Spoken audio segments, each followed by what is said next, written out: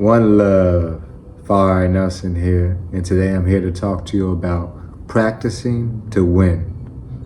So, in life, practice doesn't always just mean sports or schoolwork and, career wise. This isn't always what's the key to life practices are.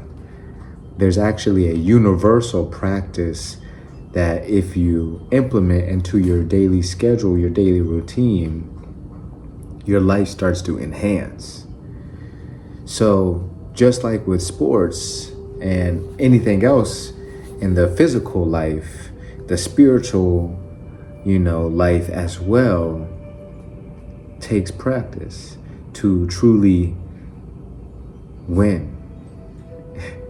And this is, I guess, my definition of win. I guess there's no real set in stone definition of winning other than being free from birth and rebirth and the cycle of reincarnation and stuff like this. But my point of view of winning in life is to be at complete peace, for 99 to 98% of every single day that's how much of a peaceful day it is. It may have certain little instances of chaos or disruption or anger or sadness or, lust, greed. It may have little 2% of these that may come into our life, into our consciousness, and then we slowly let go of it and enact forgiveness, enact awareness, enact patience, enact our practices. When we're able to have a day where 98% of it is good, and that's how it is most of the month, then I feel like we are truly on the path of completely winning this game called life, where we're not so wrapped up into the 3D of things or of the late notice of things or, of this bill or this family member that doesn't like me or who passed away or this girlfriend or my wife or my husband or, my boyfriend who cheats and, doesn't bring me flowers, and all these attachments that we have to life where if they don't react in the certain way that we were hoping the outcome would be, we feel sad, we feel less than, we feel lack in our life. Anger and all these other negative emotions come up in us, rightfully so, because we feel wronged.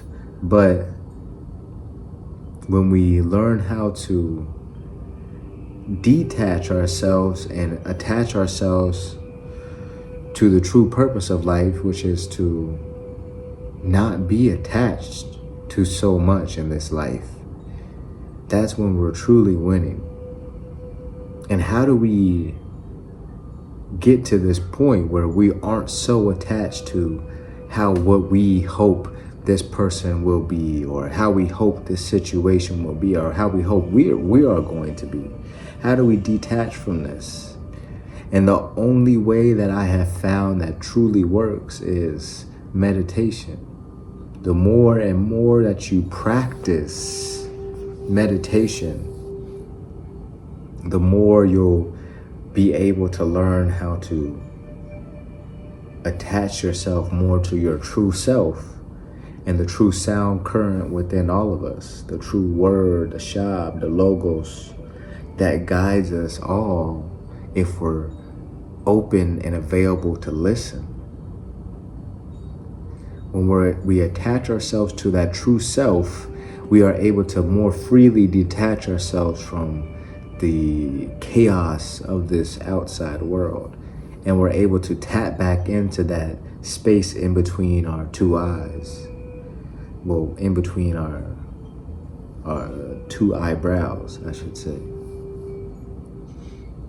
So we want to tap into that third eye as much as we can. When we close our eyes, this is where our focus needs to be, right here, while we chant our chant. We want to always have that with us. We want to practice focusing our attention at the third eye, even if our eyes are open. But especially when we're in our meditation practice, we want to focus our attention at that third eye with our eyes closed, and with some type of chant or some type of mantra that you are repeating again and again, so that you can dumb down the mind so it's only one pointed, so it's only thinking of that mantra. You need to see it being written out as you say it. You need to truly only picture your mantra and truly feel what you're saying. Even if you can't understand it, a mantra like Om Mani Padme Hum, you may not fully understand it, but you understand the essence that it's opening you up to the universe as a lotus you are. Or Om, you're calling the creation of the universe into your presence by saying Om, the first word of creation. Or maybe you're just saying love, or wealth. You're calling this into your vibration, into your emotions, into your spirit. Anything that you're chanting is better than chanting, it's better than chattering about whatever the mind tries to take you away to chatter about. We need to do our best to stay focused in the presence, and this is what meditation does. This is what our practice is all about, staying in the presence, being able to breathe through any situation and smile. We're here to practice and we're here to play so that we can win. We don't want to get into situations and fumble the ball.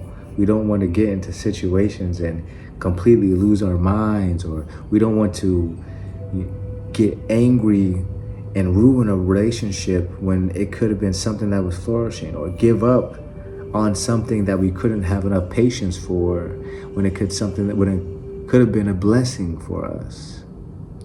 How many relationships have we messed up on because we weren't patient enough, because we weren't disciplined enough, because we weren't open to the universe and open to the blessings that could come from this person?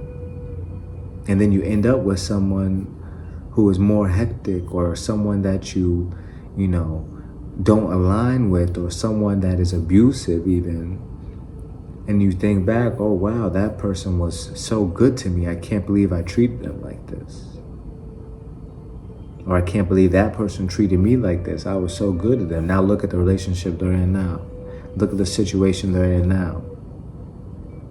Sometimes we have to realize we are the blessing. And we have to humble ourselves at the same time and realize, wow, I have been wasting this amazing opportunity. It's time to get into action. It's time to really practice. I'm the blessing. And I haven't even been conscious of it this whole time. Now that I'm conscious of it, imagine what you could do. So we need to practice meditation. Practice reading self-help books and holy books and things like this. We need to practice being the best version that we can, so that when we get out into this world, we can actually live the best versions of our life that we possibly could ever imagine, so that we are aligned with our true path instead of the path of the ways of man and how society is. We practice so that we are disciplined and we're strong when it comes to negative forces trying to lead us down into a depressive state, or trying to lead us astray into some negative acts. When push comes to shove and there's a tough situation, we are there with the same patience, the same love, the same kindness that we came in with. We want to have good days, 98% of the day, amazing, hopefully 100% of the day. And this is possible, but it takes practice. If you really want to win in this life, it's not about how much money you have. It's not about how much, success you have at your job or career or your business. It's not about having the, most handsome husband or the prettiest wife. It's not about any of these things. It's about staying in yourself, staying in your trueness and your true divinity, and trying your best to be your best and be the best example to others in this world. And when you're doing that, it doesn't matter who you pick as a spouse. It doesn't matter what job you're in or what career path you're in or what business you have. It will flourish. You will see a change. If you're planting good seeds, then good fruit will bear. If you're planting evil seeds, then evil fruit will bear. You want to continue to plant those good seeds so that you're able to bear good fruit every season when the time comes for harvest, When the time comes for you've been putting in the work and the effort towards this relationship, or you've been putting in the effort and work towards this business, there will be a time when it comes where everything will start happening perfectly as you were hoping it would manifest in your life. The business will start taking off. The relationship will start getting more serious. And we have to be ready in this time. This is why we're practicing, because we're ready to be accepting when the wind comes. We ain't gonna be scared and shooken up, because we gotta make that last goal. We gotta, finalize that last deal. We gotta really go ahead and get down on our knees and offer up a ring. Or we have to realize there's certain changes that needs to be made in our life in general. We can't be shooken up by this. We have to realize, this is what I've been practicing for this to happen. This is why I've been putting in the time. This is why I've been putting in the effort. This is why I've been isolating myself from the normal people and societal things that I used to do. This is why I've been reading so much. Why I've been called to watch so many YouTube videos about spirituality. It's because I've been practicing.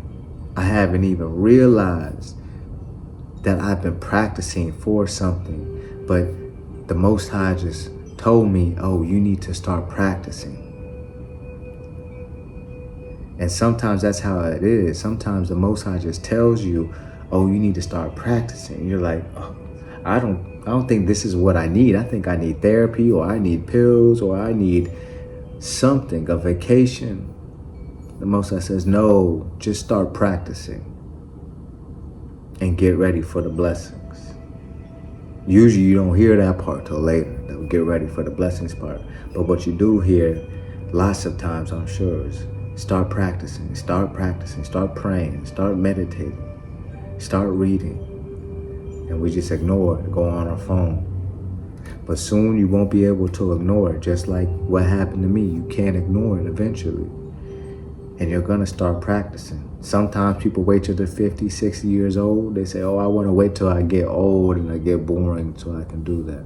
No, let's start now. Start practicing now so that you can actually start playing the game how it's supposed to be played, and you can actually start winning every single day instead of constantly dealing with wins and losses, loss, win day, loss day. This is the cycle that I see so many people go on. I have been on myself, where one day you feel happy to be alive, the next day you wish you could end it all. One day you're super excited about life and you're feeling rich, the next day you're ready to just call it quits and go back and live with your parents. There doesn't need to be so much chaos in life that's unconscious. There will still be chaos even when we are more in our awareness, in our enlightenment, there will still be chaos, of course. But when it's conscious, we're able to be like the eye of the storm and be calm while there's storms all around us, because we know there's a blessing that's coming from this. In every situation, there is a lesson and a blessing to be found. We practice so that we can find these blessings and lessons, so that we're able to gain wisdom and take it further than just us, so that we don't make same mistakes that we used to.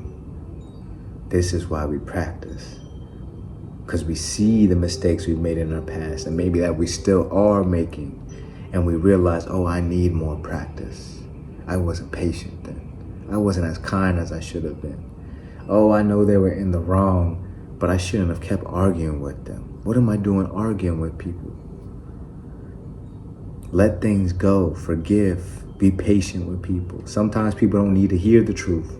Sometimes they can't handle the truth. You know, we've all heard this. Sometimes people need to just take the path that they have, that is in front of them. It might not be the same path that we took. It may be a harder path with a lot more twists and turns, but sometimes people have to take their own path. And we can just help be a little guide here and there, a little pop-up ad. Hey, meditate if you want. Hey, read this book if you want. I liked it. You know, and that's all we can do. Just be the example and try to help people as much as we can. But practice, practice, practice, so that when we get in the game, we win every single day. When we wake up and we hop out of bed and we get into life, we're winning every single day. We're realizing we're blessed every single day. And every single day we see blessings, small and big, you know. But we love them all. We appreciate them all. We thank Yahweh for them all in our prayers. Thanking the Most High. But always practicing, staying connected to that divine truth that we are all connected and all blessed. It is just the outside 3D world that tries to confuse us and make us think otherwise. So if you haven't, please like, comment, share, subscribe. And I appreciate everybody that's been doing that. And I hope that you have a blessed journey and that you practice more. Increase the time that you're practicing. Increase the effort that you put in every single day, every single month. And you will see progress every single year. You'll be able to look back and see how much you grow, especially if you're journaling. Just keep practicing, stay faithful, and trust me, your blessings are coming, your blessings are here. Just stay patient, have faith, have no fear. One love.